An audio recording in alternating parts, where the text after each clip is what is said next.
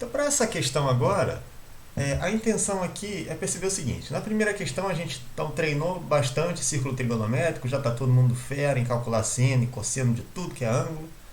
Mas espera aí, eu tenho que garantir também que essa nova definição de círculo de seno e cosseno de um ângulo qualquer não é conflitante, que ela não é conflitante com a definição que a gente tinha antes, tá? Eu preciso ver se elas casam, se elas falam a mesma coisa, tá? E é isso que eu estou pedindo aqui nessa questão.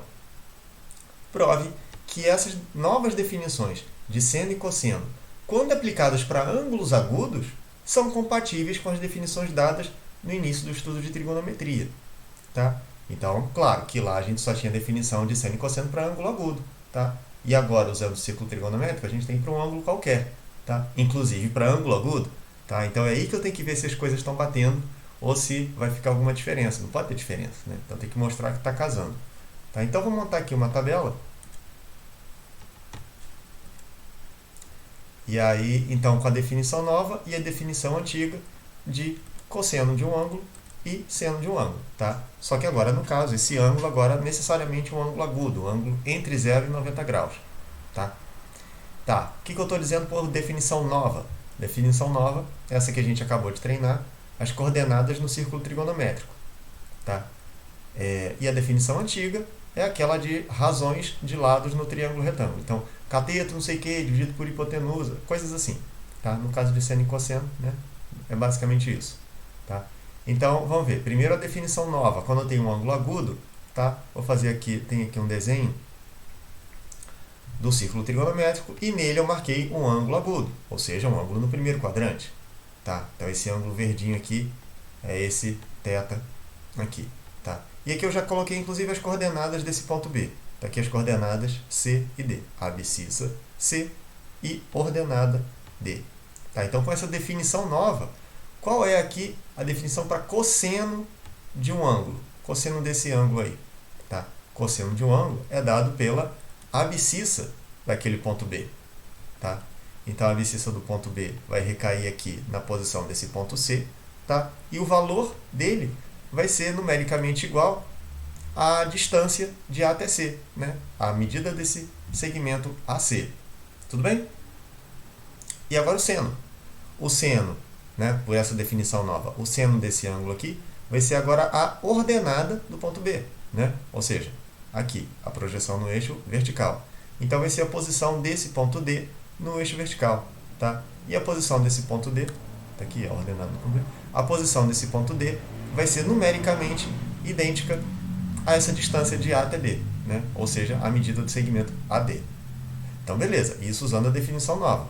Agora vamos ver se, pela definição antiga, se isso se preserva, tá? Ou se vai ficar diferente.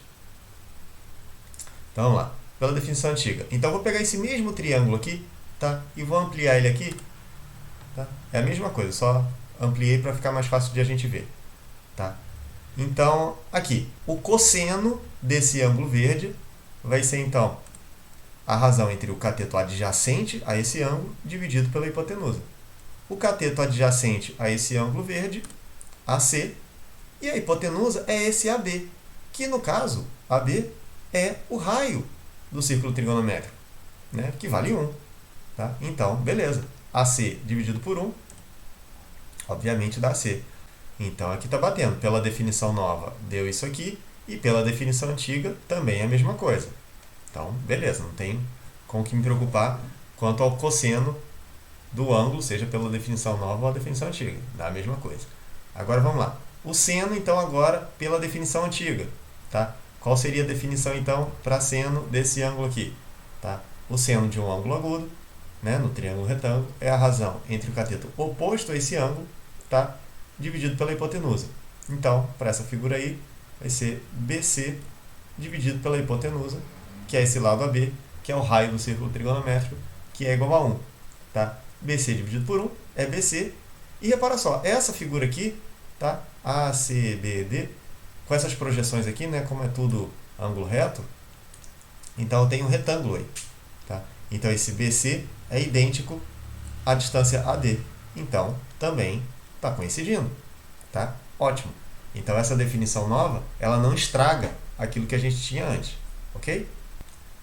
Sabendo que o cosseno de um ângulo alfa pertencente ao quarto quadrante vale 0,6, é possível determinar o valor do seno desse ângulo? Se sim, determine. Se não, justifique a impossibilidade. Tá, então, como é um ângulo do quarto quadrante, vou colocar ele aqui no círculo trigonométrico. Aqui. Nossa, calma, né?